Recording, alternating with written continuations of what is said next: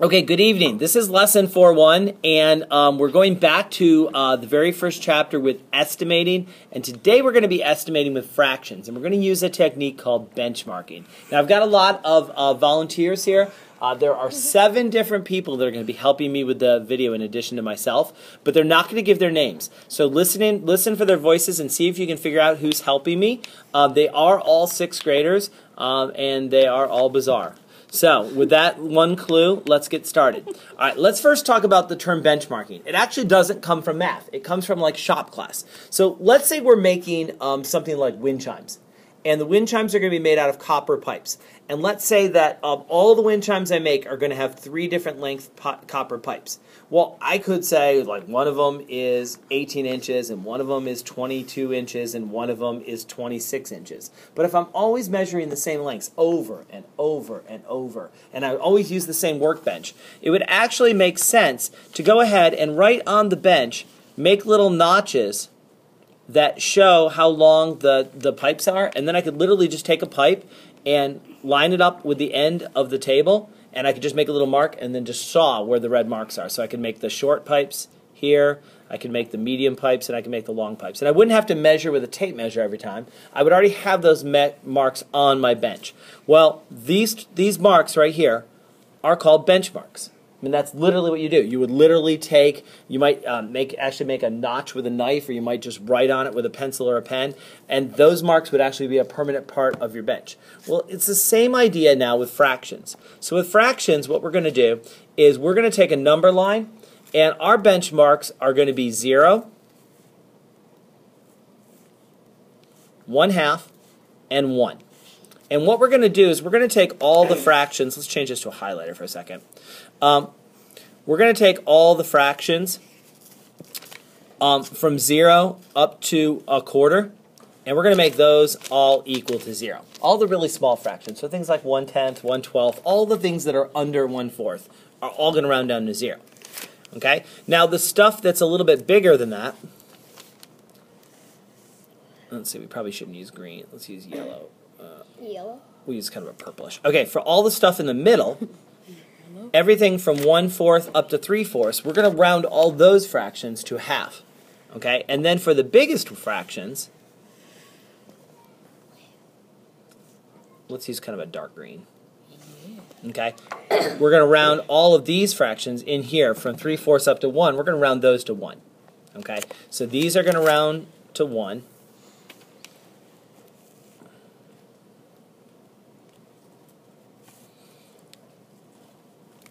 That didn't come out very good. Okay, well, you get the idea. So those round to 0, and then the red, I'll just use the red marker here. The red are going to round to 1/2. All right, so let me show you how that works. So really, when we're comparing fractions, to decide what benchmark we're going to go to, we're going to actually be comparing to 1/4 and 3/4. All right, so, all right, you guys ready to help? Mm-hmm. Yeah! Okay. Oh my God. Calm down. Yes.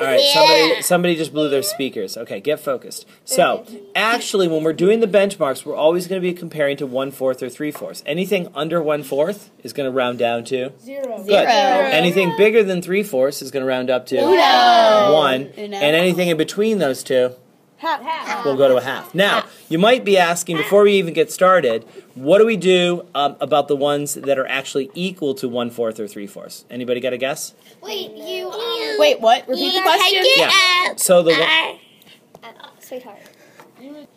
all right. So if it's actually equal to 1/4, think about what happens when we round before. What do we do if we get 5 or above? If you get right exactly on 5, do you round up or down? Up. Give it a shove. Right. So if you're directly in the middle of 2 numbers, do you usually round up or down? Up. So that's exactly what we're going to do. So for the ones that are exactly equal to 1/4, we're going to round up to 1/2. For the ones that are exactly equal to 3/4, we're going to round up to 1. But for everything else, it's going to be in between there. All right. So what we need to do is we need to go ahead and we need to be able to decide, and I've already changed one of those. So let's take a look at 3/13. Okay, is 3/13, is that smaller than 1/2 or bigger than 1/2? Smaller. Smaller, right. Yes. So the question is it less than or greater than 1/4? If it was less than 1/4, it would go down to 0. If it was greater than 1/4, it would go up to 1/2. So let's just compare it. So let's just do the crisscross. What do you get? You always start at the bottom. 13 times 1 is? 13. 4 times 3 is? 12. And sure enough, it is less than 1/4. Therefore, this one would round to 0. 0. 3/13 rounds to 0. All right, what about 6/15? Less. Again, it's smaller than a half, so let's compare it to 1/4. All right, this time when you do the crisscross, we get 15 and we get 24. 24. This time the left is much bigger, so this one will round to what? 1. This will round to 1/2. Half. All right, what about 7/9? Well, 7/9 is bigger than a half, right? Yeah. So it's either going to round up to 1 or it's going to come back to 1/2. So what do we have to compare this one to? 3/4. Good. Yes. Compare it to 3/4. Do the crisscross. Okay. 9 times 3 is 27. Good. Good job. Oops, I almost said your name. 4 times 7 is 28. 28. Oh, wow, that was really close. But it is a little bit bigger than 3/4. So what does this round to? 1. It rounds up to 1. Good. And finally, 9/13. Again, let's compare that to 3/4. Let's try it.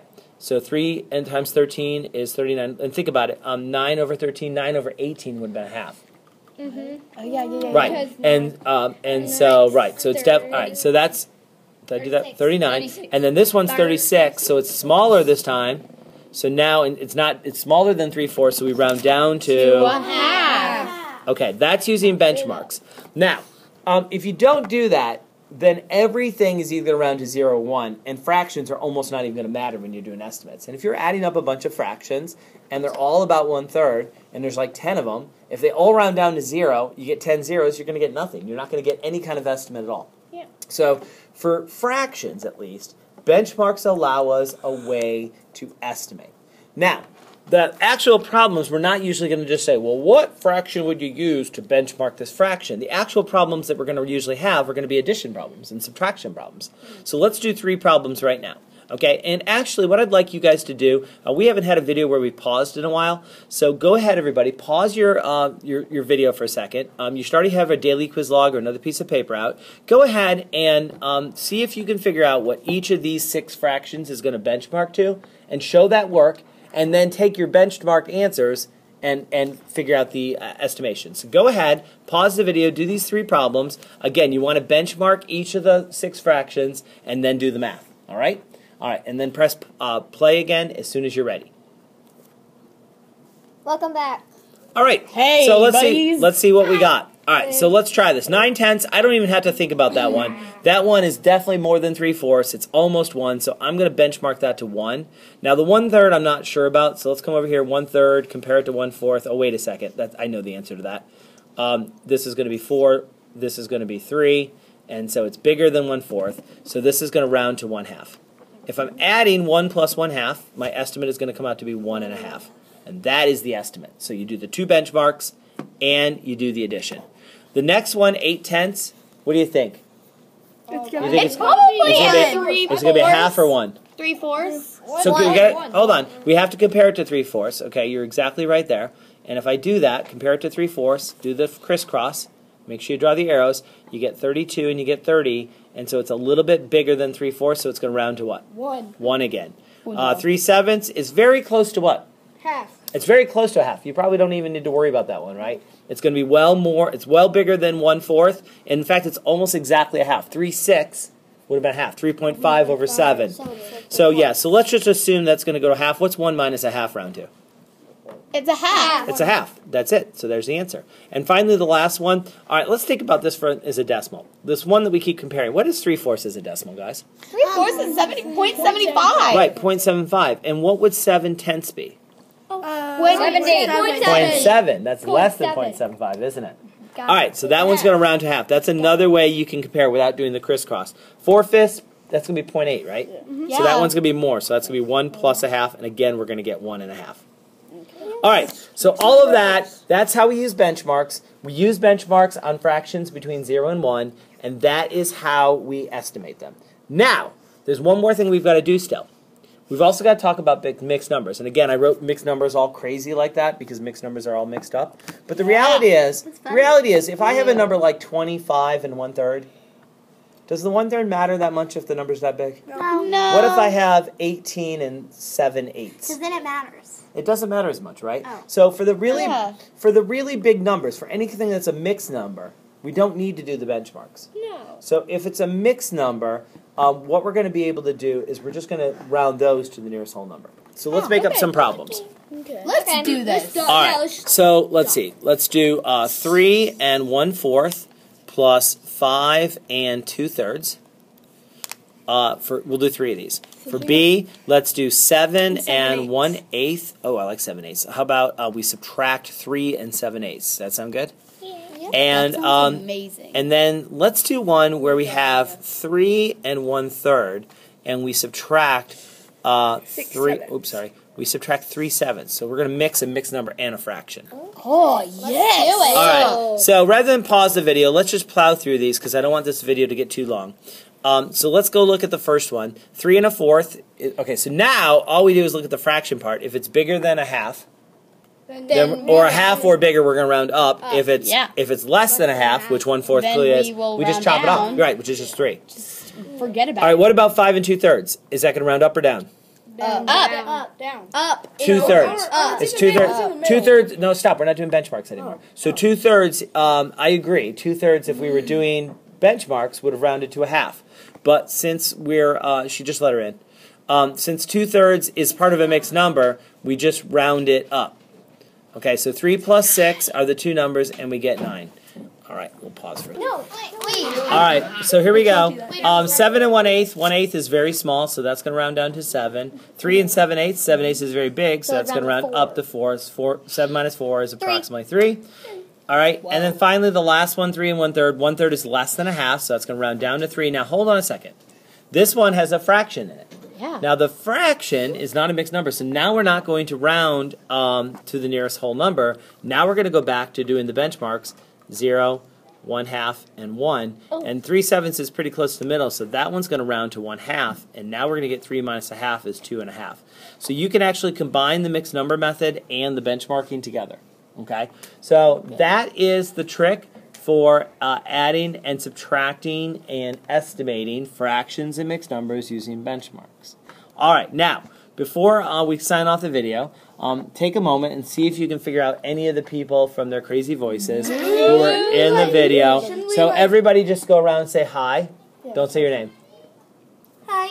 In a normal voice. Hi. In a normal voice. Hi. Yeah, okay, that's better. Do we really have to keep doing this? Hi. Hi. Thanks, Ariana. Hi. If you don't do it right, I'm going to say your name. Hello there. Hi. What's up?